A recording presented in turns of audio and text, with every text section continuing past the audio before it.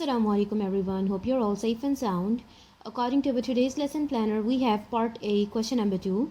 Let's read the statement first, refer to the text and answer the following questions that are given below. So we are going to do part A and part B. Let's read the statement that is given in the part A. He's gone to see if the chickens are still alive, I thought to myself.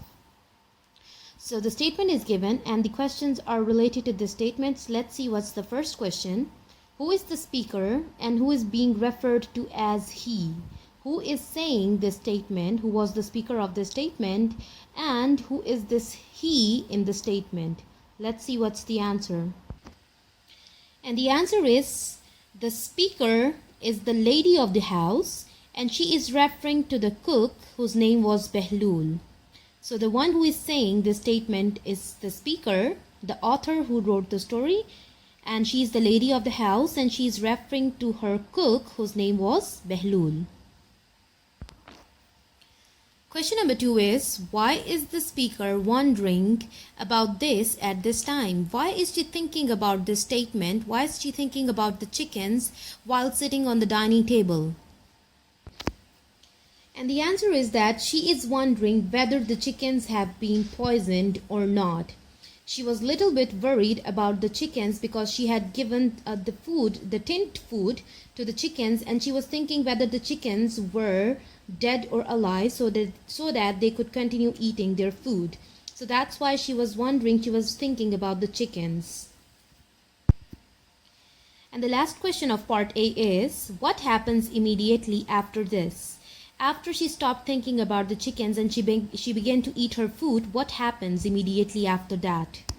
So what happened immediately after that? Bahlol comes back with the news that all the chickens are dead. So when he comes back into the room, when he enters the room, he burst and he said that all the chickens are dead now. So this was part A. Let's see which statement or which text we have in part B now. I'm afraid we have a problem, I explained. That's the text. Let's see what's the question. Who is explaining to whom? Who said this statement and to whom he was saying this statement? So now we are done with part A. Let's see what we have in part B now. What's the statement or text that is given in part B? I'm afraid we have a problem, I explained. The first question referred to this statement is, who is explaining to whom? Who is saying these words and to whom were these words said? And the answer is that the lady of the house, obviously the author, she's explaining to her guests. So the lady of the house were saying these words and she's explaining these words. She's explaining the problem to her guests. Next question is, why is an explanation required? Why was she explaining all these things?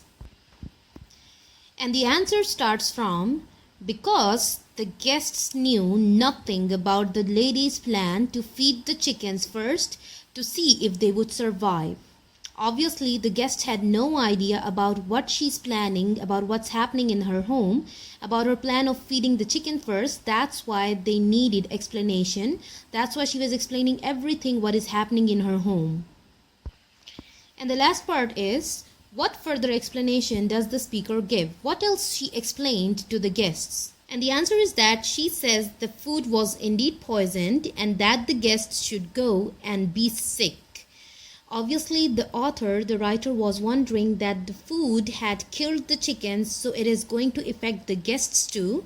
So the guests are going to be sick too. That's why she was asking them to go and be sick.